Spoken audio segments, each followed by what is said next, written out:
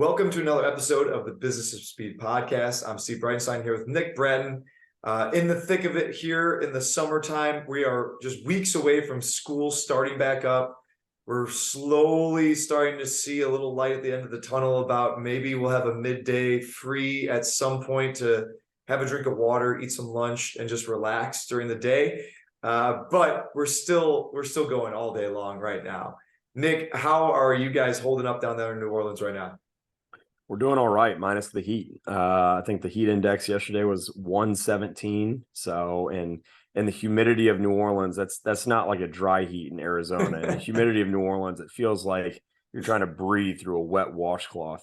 So it's brutal, but you know, we're into August. And so my date every year is September 15th. If I can make it to September 15th, I've made it through summer and, I can make it through the next 10 months. So now how are you guys? We're doing pretty good. Now, this facility you guys moved into, though, Yeah, it has air conditioning now?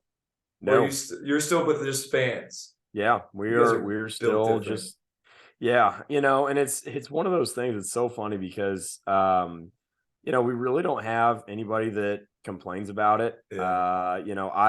I think all the time about putting air conditioning in just for myself, because after doing this for coming up on 2 decades, I'm getting about tired of it. Yeah. But they really, no one complains about it. The parents actually like it. I also feel like, the athletes have to do it because we train a ton of baseball players, a ton of football players. You'd be surprised the number of gymnasiums that don't have air conditioning down here in New Orleans.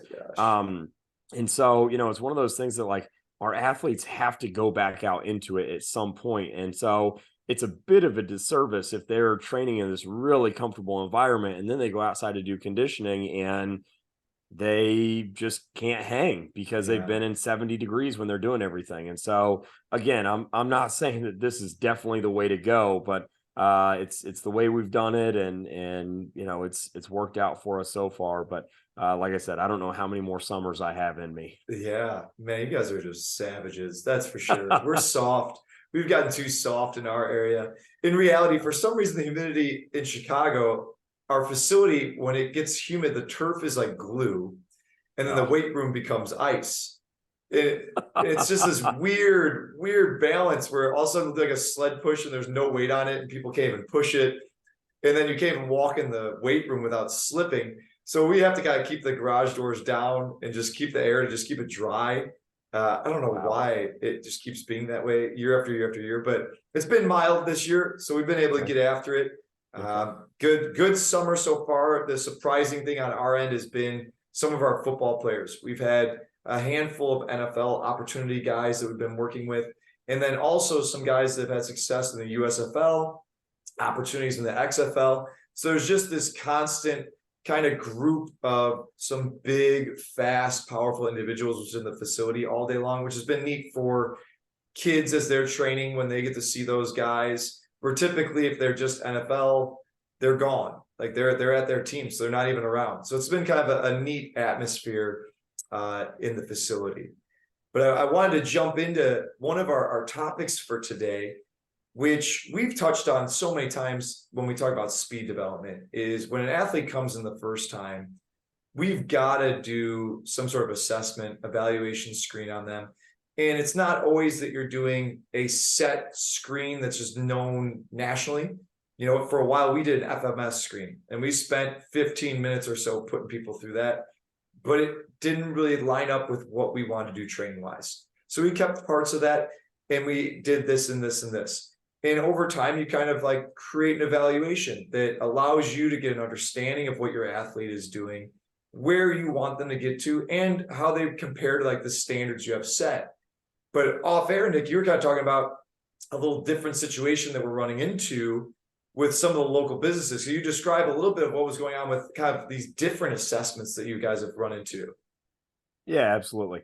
So we've got a local competitor here who has a new piece of technology that they're using to do basically range of motion assessments. And so it's basically a device that you hold on to and you go through a series of movements, specifically at the shoulder, internal, external rotation, flexion, extension, abduction, adduction, going through a couple of torso rotation exercises, which I think is all, fine. The issue comes into play when they start reading the results to these athletes and parents. And what they're really doing is they're comparing these athletes to the general population. And so, for example, we have several pitchers from throughout the city who come to us, and these evaluations are actually being targeted, or the local baseball teams are being targeted to go do these free evaluations.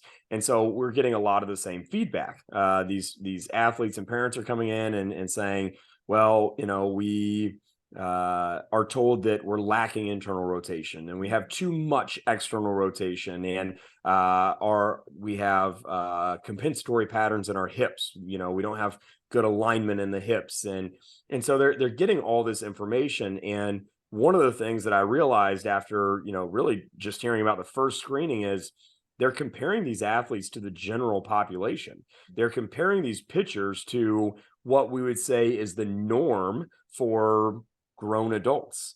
And so, that tends to throw up a bit of a red flag for me. And so one of the things that you and I have talked about in many of our podcasts, but especially the first few that we did in our first season, was, the evaluation that we go through, what we're looking for, but also what we pay attention to based on the sport that they play. So, for example, for our pitchers, we know our pitchers are going to be lacking internal rotation. They should be lacking internal rotation in their throwing shoulder, because most everybody has about 180 degrees that you can move through for internal and external rotation. Now, for the general population, that tends to be 90 degrees of internal, 90 degrees of external, give or take 5 to 10 degrees of freedom.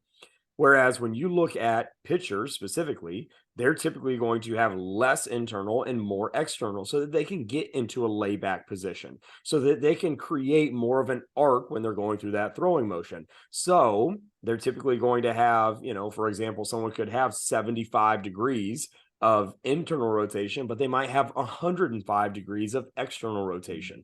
And so, again, we look at the results that are coming out of this facility when they do these evaluations, and they're basically saying, well, we need to get you back to this point. Well, the problem is they're going to get them back to that point, and all they're creating is a better general population client. And so this athlete is going to step back onto the mound, and now we're going to have all kinds of elbow and shoulder issues because they're not able to get into the layback position that their body is used to getting into. And so, I think the topic that sparked between you and I is, looking at some of these patterns that we gain as athletes that help us to be better athletes. Our basketball players, our hockey players are going to tend to be a little bit tighter in their adductors. That's what makes them faster skaters. That's what makes them a little bit quicker when they're going, laterally. Now, that doesn't mean that we want them to be tight. It doesn't mean that if we notice a tightness that we're not going to make an adjustment. I've got a number of infielders, baseball infielders, that when they come in, that they have excessive internal rotation because of how overdeveloped their adductors are based on all the rotation that they go through. And so we're going to spend, a significant amount of time addressing those things. However, I'm not worried about getting them back to neutral. I'm not worried about getting them to the point where they have as much internal as external rotation at their hip. And so, it's understanding sports a little bit better and being able to say, okay, I know based on working with this athlete over however many years, this is what I need to see for them to be in an optimal position to play this sport, not necessarily what I need to see for them to be quote unquote healthy, because that's what a healthy adult is at. Yeah, no doubt. I think that comparison piece is what's so important, is you're essentially going apples and oranges when you're talking about an athlete versus just a gen pop. Like, what are my anatomical ranges of motion that I'm supposed to be in? And I know I always think back to when Eric Cressy came and did an in-service at our facility, and people came from all over the place for this clinic that day. And he was showing pictures of pitchers' bodies, and the ab development is actually different because of chronically rotating one direction all the time. And the way that their shoulders look and move, they're just developed differently. And essentially the idea is like, you can't stop that from happening because that is their superpower when it comes to throwing the ball hard. And the same thing happens with offensive linemen. You know, they're just a left side, left tackle. Their body starts to change a little bit because they're always moving the same direction. And to really try to get them out of that is going to make them worse at that skill that they have. And we have to always be very careful of that. And with that in mind, though, there are still those degrees of like, you are below what you should be in, and that's dangerous too. And we were talking about our volleyball, basketball athletes is one of the simplest ones. They roll their ankles. They don't do anything to fix it. They just tape them, put on braces, and they just keep that pattern going and going and going. Now, one of the benefits that you might see from that is as your ankle gets stiffer and tighter, you get a little more spring out of it. However, your knee is probably taking a lot more brunt of your cutting, and your hips are taking a lot more of your cutting and accelerations than they should be as well. And so we understand there is a certain range of motion, give or take, that allows them to really be great at jumping, cutting, sprinting. But we can't say like, all right, Gen Pop is this range of motion. We got to get you to that, because you might make them looser than they really need to be. And that's dangerous as well. Yeah, absolutely. And I think it also comes down to paying attention to, you know, what does the athlete look like when they start moving, you know? And so if I could take it back to the most basic thing, it's when, you know, people, and this is kind of an old saying or an old thought process, is the more flexible you are, the faster that you're going to be. You know, you have to be flexible in order to be fast. And I'll get this from parents all the time. And so their flexibility is horrible. So they're not, you know, they could be faster if they could touch their toes or whatever. And so, you know, understanding that, yes, you need some level of flexibility so that in sprinting, your stride is not shortened. But if it all came down to flexibility, then, you know, ballerinas and ballet dancers would be the most, you know, the fastest, most explosive athletes on the planet. And that's just not the case. And so we need some level of tightness, some level of reactivity in order to be explosive as we go through our movements. And so, you know, that's where it really comes down to being able to evaluate movement and not just necessarily isolated range of motion drills. And so, you know, in this example, one of the first things that I asked our baseball players was, okay, did this individual ask you to take your shirt off? They said no. I was like, okay, did he put his hands on your shoulder blades at all or address any of your shoulder blade movement? No. Okay, well then just go ahead and throw it out the window. Because if you're not paying attention to what's going on at the scapula, then it does not matter what's going on distal to that. And so the same thing when we talk about running, I take our athletes through an FMS and through a series of range of motion drills. But then after that, we go through some sprinting drills, and I'm paying attention to the positions they're able to get into.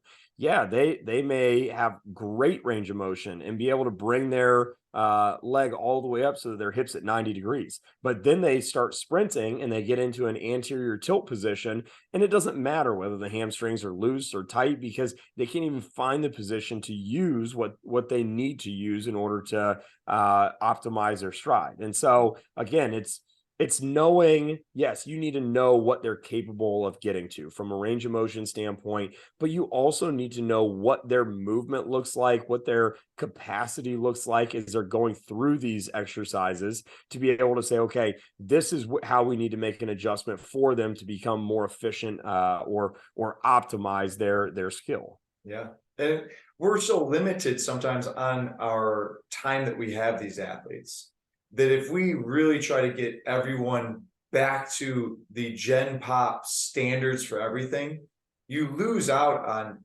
tons of opportunity to help them perform better in a very short window of time. Like I said this about a coach that used to work in our facility. They had an athletic training background. And every time they evaluated an incoming athlete or they worked with someone privately, they had athletic training mindset on them. And they kept saying, this could be an injury, this could be an injury, this could be an injury. And they started to end up with some of their private sessions. It would be 40 minutes of prehab, rehab, and then they would do a couple sprints. And I said, like, well, is this athlete currently injured? No. Are they experiencing any pain symptoms whatsoever? No. I'm like, well, you're like taking this leap to try and fix something that's not a problem, and you're sacrificing some of their athletic development now because you're so concerned about all these things moving exactly perfectly when they're going to make adaptations as an athlete along the way anyways.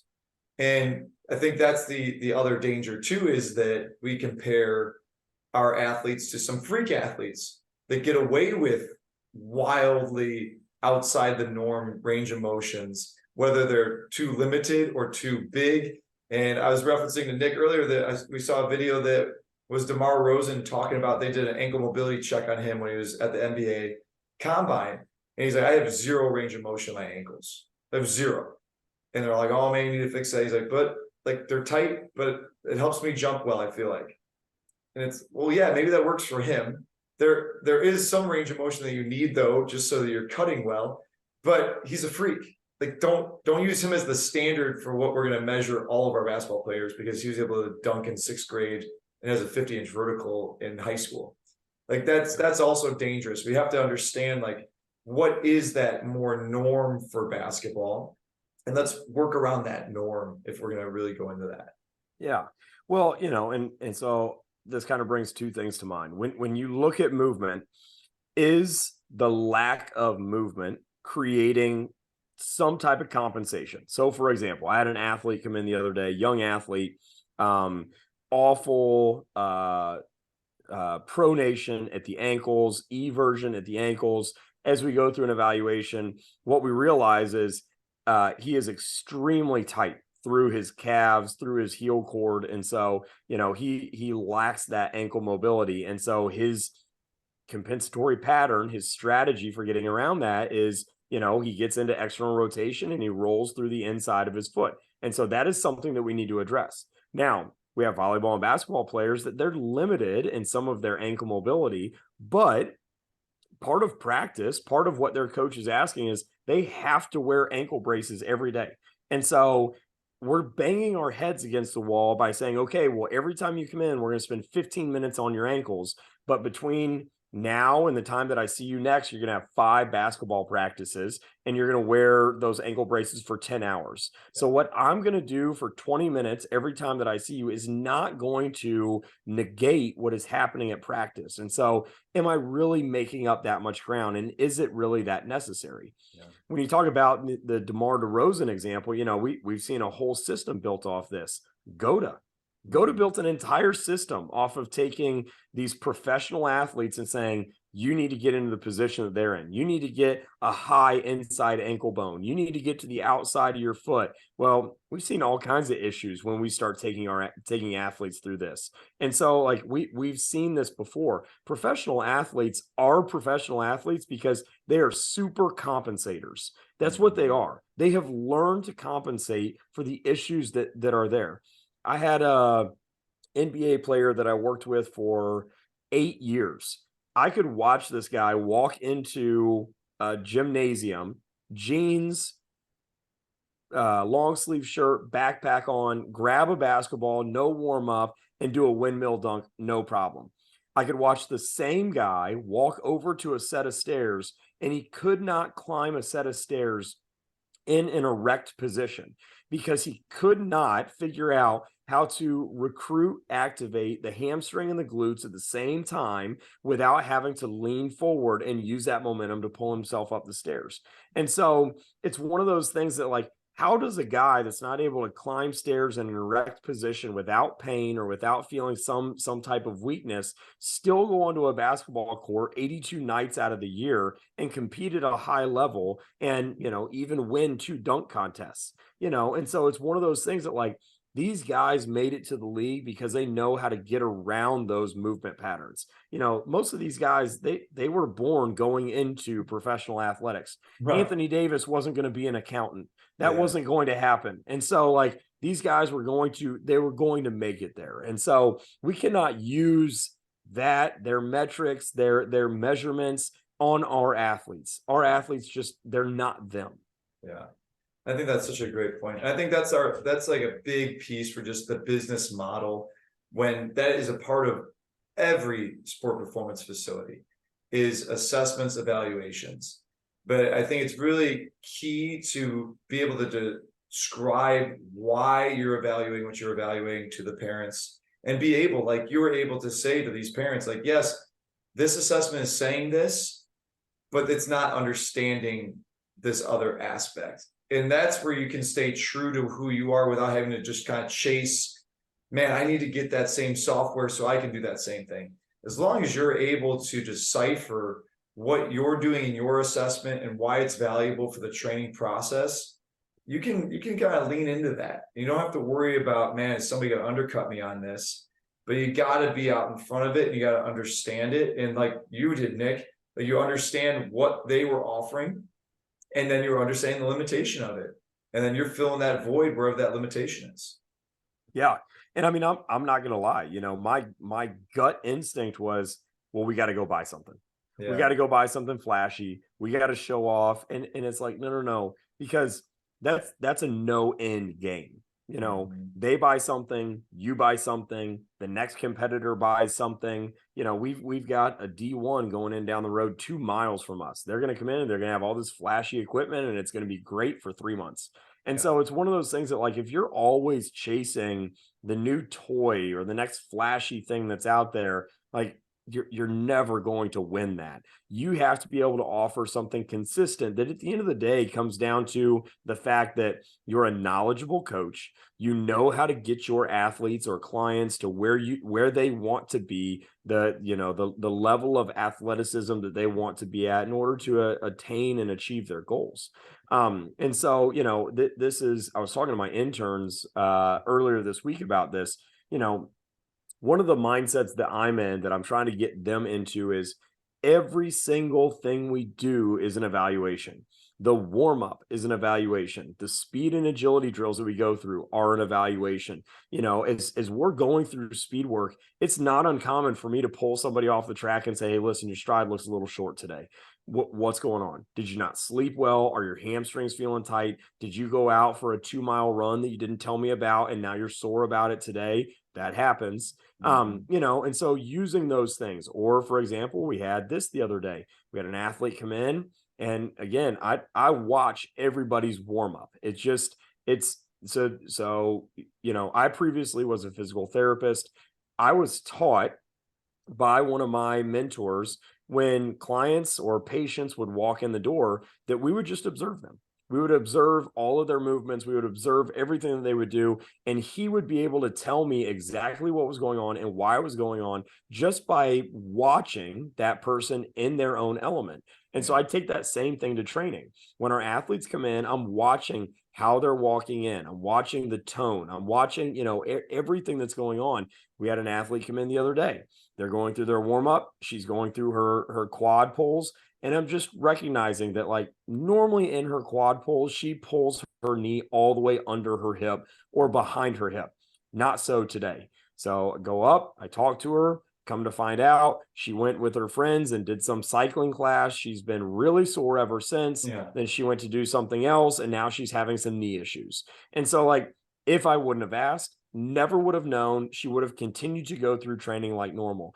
But again, because we're always evaluating what's going on, we're able to key into some of these things. And again, this is where it comes down to, there's no piece of technology or equipment that is as good as a good coaching eye. If you've got a good coaching eye and good strategy for anything that you're seeing, then nothing can rival that. Yeah. And I think that is a great segue into what we want to talk about with our leadership piece, is our growth as coaches when we are leading a staff. And intentionally, we've talked about, we've been pouring into the other staff members that we're trying to lead right now. And one of the hard parts for them at times is when you start to believe that you're getting good at what you're doing, that you're able to still be open to want to have criticism, or you want to have feedback, whatever term you prefer, about your coaching, your professionalism, all these aspects, because you're always striving to improve at all these things. And as you were just describing, that ability to evaluate nonstop, and you have a mentor that's able to do it just watching somebody walk in the door. It's like, all right, well, I got to get better, but I got to be open to that. And I know you were kind of describing that you've been listening to a couple of podcasts, and this was a topic that they were kind of touching on. What were some of your takeaways from their ideas about this culture of being open to criticism or feedback? Yeah.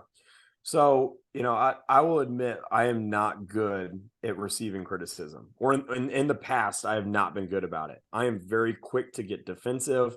I'm very quick to have a firm stance on why I do what I do. And so this hasn't been something that I've been strong with in the past. However, like you said, there's been some podcasts that I've been listening to, but at the same time, as I've talked about on the podcast, our team of coaches has been growing quite quickly. We've been bringing more and more people on staff. The staff has been becoming larger.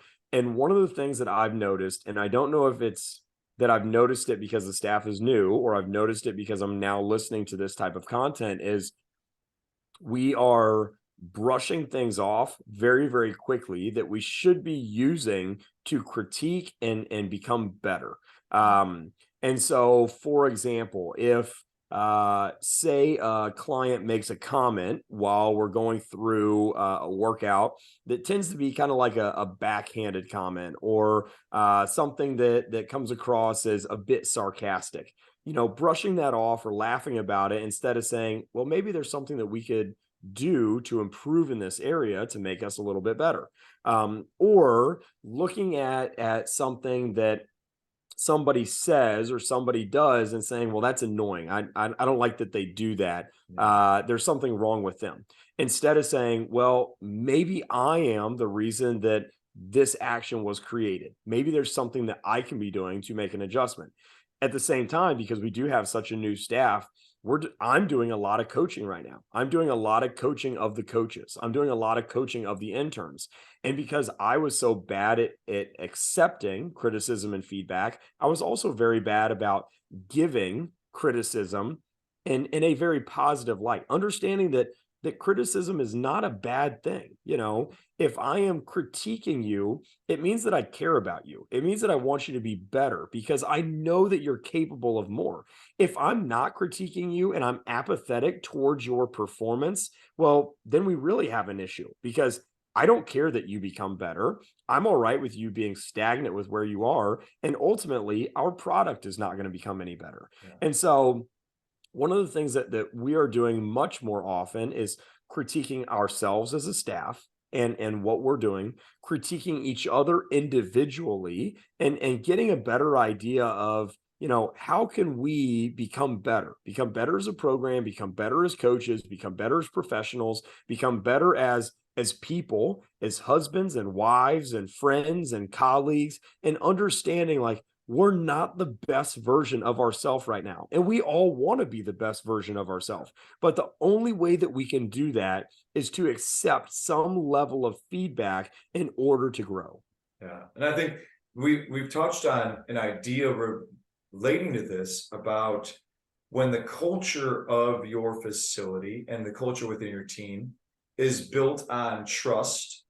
And within that trust, it's implied that now we can have truth with each other. That's where it becomes more of an open discussion. And time and time again over the years, I've seen it where when there doesn't feel like there's much trust between individuals, there definitely is no room to offer feedback on anything, because everybody has that wall up.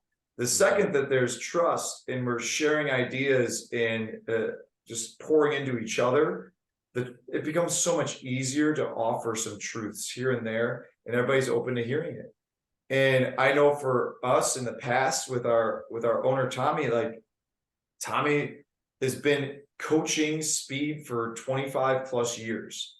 And there would be times where he felt uncomfortable to correct somebody that was coaching something not the way he wants. And we would talk about it. Like, it's your facility in the end.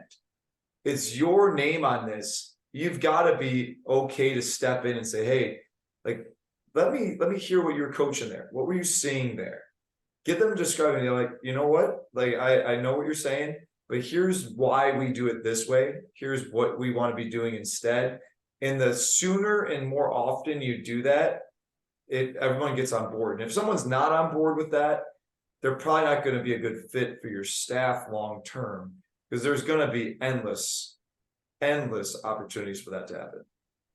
Well, and again, just like you alluded to, it comes down to trust. It's that staff member trusting that Tommy is inquiring because he wants to help them grow and improve as a coach.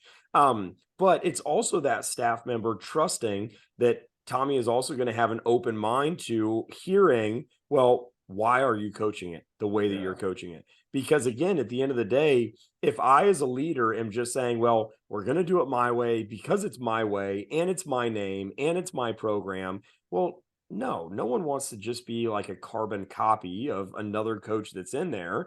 They want to know that what I think and know and understand is going to be heard. It may not be the way that we go with it, but it is going to be heard. And we're going to talk about, how does this best fit within our program, within the context of where we're trying to go to. Yeah. And I think that you nailed it with letting your coaches be heard is great. Not everyone has to have a vote, but everyone needs to have a voice so that everyone feels like they're a part of it. And I know one of the hardest things that I've struggled with in the realm of criticism is that I know I've put in so much time and energy to become a certain level of coach over the years, with going to clinics, listening to this, buying that, reading this, just going and visiting coaches, having conversations. I've done so much of that so that when you have someone on a staff that maybe is way younger, or someone that doesn't do any of that, and they're bringing something to your attention about like, well, that's not right. And you're like, well, I'm going to take this stance pretty firm because I've put in a lot of legwork that has led me to this point. And you're kind of just out of left field bringing up this idea. I want to hear it. And that's where you have to kind of pause and I say like, well, I'm going to, instead of fighting back firmly, what I've got to do is ask a couple more questions about where is this coming from? Why is this important? Like, what is this idea really about? And it still may not be what you go with, but it changes everything. And like you said, Nick, I think that's part of that process as a younger coach that has actually put in some years and a lot of time and energy into developing themselves. It's hard when you have somebody that is a peer or younger give you criticism, because you're like, man, I don't think that you know what I know, and I don't think you've seen what I've seen. It's sometimes easy when you go to a clinic and it's like you have someone like Dan Pfaff is talking and they offer you a piece of advice, or you have Eric Cressy is talking to you, and you have some of these big names that you just have said like, all right, whatever they tell me, I'm going to have an open ear to this because I know they've been doing it longer on a bigger scale than I have. I'm open. But it gets different the more they are closer to your own level. It's harder to take, for sure. Yes, absolutely. Absolutely. And it's just like, from that same idea, I could talk to your staff, you could talk to my staff. We could be saying the same things that we say day in and day out, because I know that you and I think very, very similarly, but it just sounds like gold to them coming from somebody else. But a lot of times, again, you have spoken all over the country about what you do. I've spoken all over the country about what we do. A lot of times when we're speaking about what we do with the majority. And then it doesn't always include what happens with, these one or two outliers. And a lot of times that's what, some of the younger coaches try to take these theories and concepts to everybody, not understanding that, hey, sometimes you need a little more context to understand, kind of what's going on here. And that was exactly when we had our conversation as a staff with what takes you from being a coach to a professional to a world-class professional coach. And there's levels to that. And there's aspects of parts of the job that you have to keep adding to it in order to really be perceived by others as that. And that was kind of our idea, is that perception's a bit of reality. You don't want your identity to be completely tied to just what others say about you, but there are some commonalities amongst people that would say, like, all right, that person's just a coach somewhere, or they are really a professional in this industry. And then to take it to another level, it's like they're a professional that's going to be top tier around the world. And I know we were talking about some of the real basic ones that actually get young coaches caught up. And that number one thing is time management.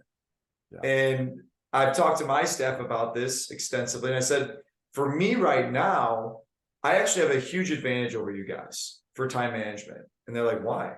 I said, I have no time. So I have to be crisp about my time. Like, I don't go home and then just sit there. Like, I go home and there's a laundry list of things that I'm doing until the moment I fall asleep. And then I wake up, it starts again, and then I get to the facility. I don't have just this time to do things. So everything is pretty much organized really well. And I said, that's the hardest thing for you guys is, like Nick, you said this on one podcast, is if I allow myself 30 minutes to write a program, it'll take 30 minutes. Mm-hmm. If I allow myself 50 minutes, an hour and a half, it'll take that whole time. Or if I say, I'm going to need this done in 15 minutes, I can also get it done in 15. And that urgency and the pressure to have some of those deadlines and understanding that is not always there. And I know that you're kind of describing a little bit of what you've been talking with your staff. How is it similar or different from their kind of situation? Yeah, well, I think as a young coach, especially if you are a young single coach with no kids, especially when you're starting at a job, you have few responsibilities, but you still feel like you're busy. You feel like you're getting a lot done. When at the end of the day, you're probably not as productive as you could be, because as you were alluding to, you're probably taking a little more time to think about that program than you realize. You're probably reviewing a few more blogs than you thought that you were. So you're spending time on things that you don't realize you're spending all this time on. And then you take on additional responsibilities and you don't organize any of this in any specific way. And so you just do it as you think about it. And, as I think about needing to get programming done, I get it done. And as I think about doing some data entry, I take care of that. And, I know for me as a young professional, that was my issue. And so, I would just start to layer these things up and I would just do them as they became more urgent or as a deadline would approach. And what I realized is as I took on more and more and more stuff, that I became more and more overwhelmed and I didn't create a good way of going about things. And so now I see this same thing in my young coaches. And I see them starting to take on more roles and realizing that they're becoming overwhelmed with a level of productivity that should not be overwhelming. That the work that you're doing should not feel overwhelming. But because you're not organized, because you do not set time constraints on yourself, then it feels overwhelming. So Steve, if you don't mind, I'll kind of go through some of the things that I do that I feel is very beneficial. So, for me, I have a notebook that goes everywhere with me. I don't go anywhere without this notebook. And I have a ritual that I go through every night before I end up going to bed. And I have 7 things that I have to get done every single day. Every single day I have to drink 8 glasses of water. Every single day I have to do some form of exercise. Every single day I have to read at least 10 pages of a book. I have to spend some time in a devotional. I have to spend some time in my Bible. And so every day that I get this done, I put a tally mark and I knock it off. And so now I have this running tally of how many days I've gotten these things done. And for me, it's kind of a competition. How long can I keep a streak going before I let it lapse? But one of the other things that I do at the end of every day is I write down, okay, what are the 3 most urgent things that I need to get done tomorrow? What do I have to get done to move the needle forward? And this is not programming. This is not, oh, call so-and-so back. No, these are big things. What do I have to get done tomorrow to say that tomorrow was a win? So I have that. And then I write out my schedule. Okay, from 6 to 7, I'm doing this. From 7 to 8, I'm doing this. From some 8 to 9, because again, a task is going to expand to the amount of time that you allow for it. So if I allow myself to either spend 2 hours on something, or if I don't put a time constraint on it, it's going to expand to whatever level of time I have available until the next thing that I have to do. And so one of the things that I spend a lot of time doing is chunking this time to understand, to know that, okay, I have 30 minutes. I've got to move in order to get these things done. I cannot be sidetracked by the conversation going on in the office. I cannot be sidetracked by the phone call or the text message going in. I cannot be sidetracked by this conversation that's going on within the facility, because Steve, you're probably similar to me. You can't walk across the training floor without getting stopped by somebody. And then it's a 25-minute conversation. And sometimes we need to do this in order to show face, in order to interact with people. But there are other times that we just don't have time to get those things done. And so, I think the biggest thing that can happen is understanding, how much time per week you need to spend on certain things, how much time each day you can allow to each of those things, and what the big things are that you're going to do each day. What are the things that you're going to do to move the needle forward? If you're a young coach, it may be spending time in some continuing education pieces. If you are a manager or a gym owner, it may be spending some time making a call to a club that you haven't reached out to, maybe putting together that social media marketing piece that is going to market to a group that you're trying to break into. Whatever it is that's going to move the needle forward towards your goals, towards your success. And this kind of comes back to, goals, quarterly planning, annual planning. I think that is another episode in and of itself, but it's knowing, like, how are you moving forward? What do you need to do today in order to get there? But really just having that strategy.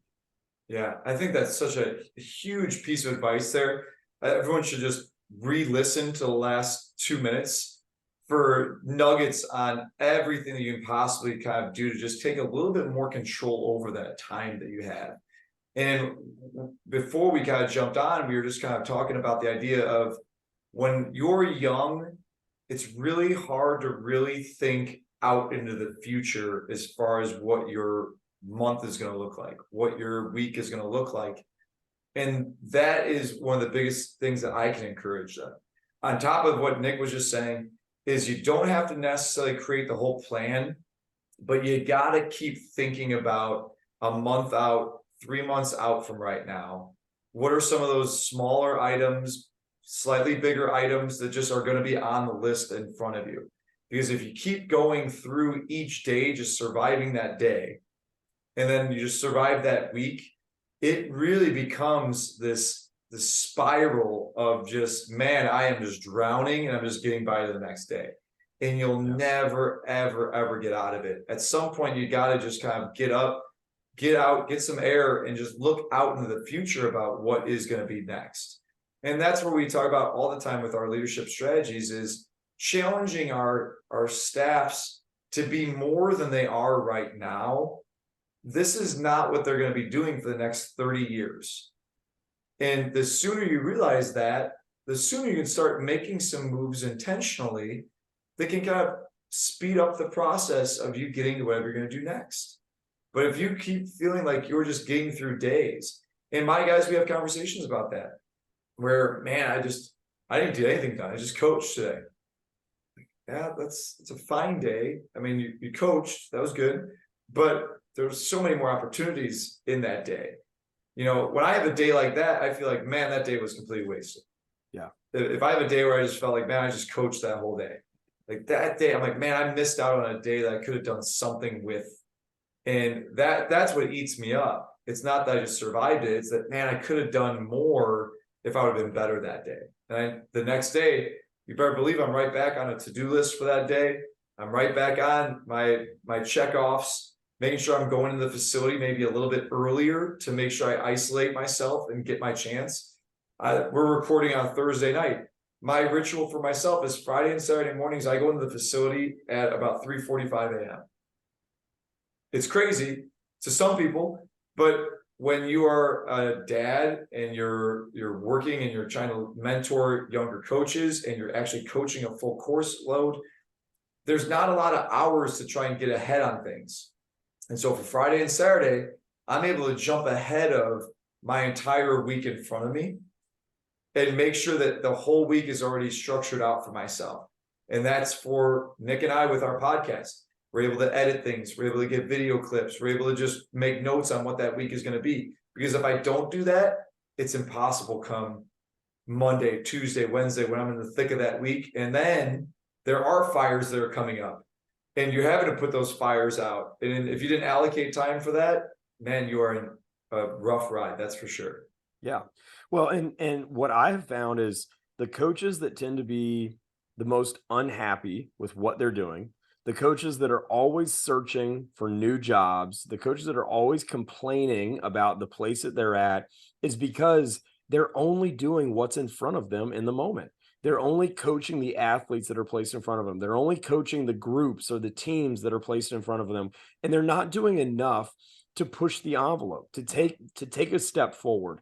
And again, I'm not saying that everybody is like Steve and I. Not everybody wants to do more than that. You may be fine being the head strength coach at your high school or at your facility and doing that for 20 or 25 years and just calling it a day after that.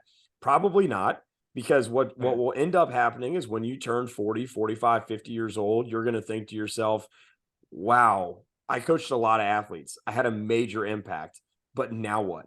Now I'm 55 and it hurts to move on the floor and I don't want to do this. And there's no chance for me to move into an AD role and I can't move into a managerial role. And so now I'm stuck coaching still.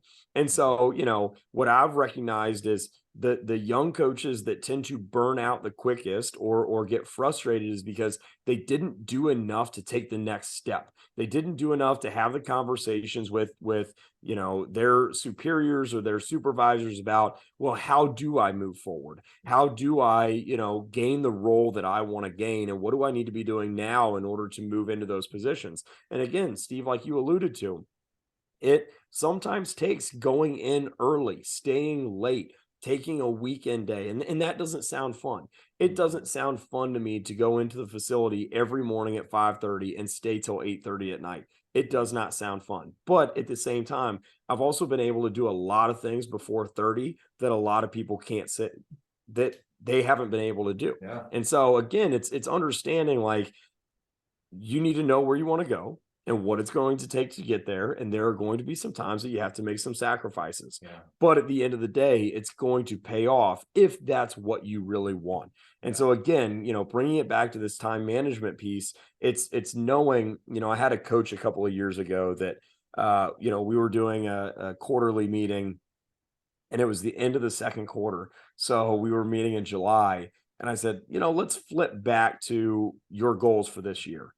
And he's like, oh man, well, actually, I've had it on my to-do list since January and I never made my goals for this year.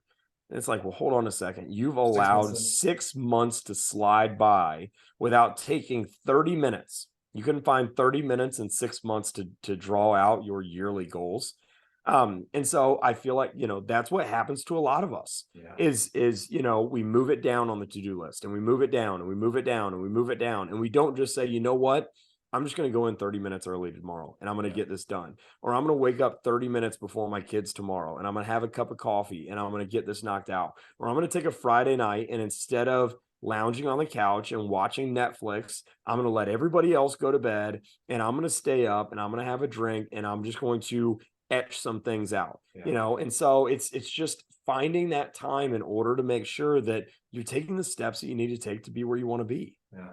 And again, this is just one piece of when you're talking about I'm a coach right now, and I want to be considered a professional, and then I want to be considered world-class. This is just one of the things that is going to go into you taking that leap from just coaching to being a professional in this industry. There's a laundry list of when you start describing characteristics of those coaches you really believe are professionals, that they're not just sitting around.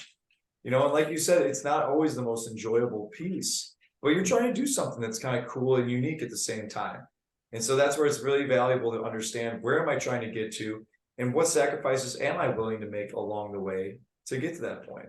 So I think that was huge, Nick. And I think that if there's nothing else you can take away, it's just the idea of really understanding that concept. Yeah. Well, and Steve, I know that this episode is going to be going out soon. And so I don't know if I will have this post up before or after the episode goes out. But, one of the things that I'm going to highlight is a practice that I maintain for myself monthly, just called a brain dump, where I literally sit down with a blank sheet of paper and write down every single thing that comes to my mind. And what I would encourage for our listeners is to do something similar, and put everything that runs through your mind that you don't actually get done down on that piece of paper. The things that you wish you did in programming, the things that you wish you were doing personally, the things that you need to do for your business or for your weight room or for your coaching staff, and putting all of that down, because that is the first step to starting to put together a strategy for how you're going to get these things done and creating some clarity for yourself. Otherwise, it's just a mess inside your mind of trying to think about all the things you're going to get done and when you're going to get it done. So, maybe this is something that we go into on a later podcast, but, I think that starting to create that clarity for yourself so that you can put those time constraints together, you can create some time management, applications in order to, again, move the needle. Love it. Nick, appreciate you taking time tonight so we could get a nice recording session in. We know the summer's always crazy and schedules don't allow it as our usual hours. But again, we value putting the content out there. Anyone that's listening or new listening to the podcast, love to hear your feedback. Give us a like, give us a follow, Google review, shoot us a message directly about anything that you want to hear more about. This is why we do it, is that community piece. On our last episode, we had Coach Tony Holler was on here describing how that community of Feed the Cats started. And it really was because he had something he wanted to say and he felt it was valuable for other people. And then just a community started to happen because of the organic engagement that they had. And that's what really drove Nick and I to start this podcast as well. So feel free, until next time, we appreciate you guys listening.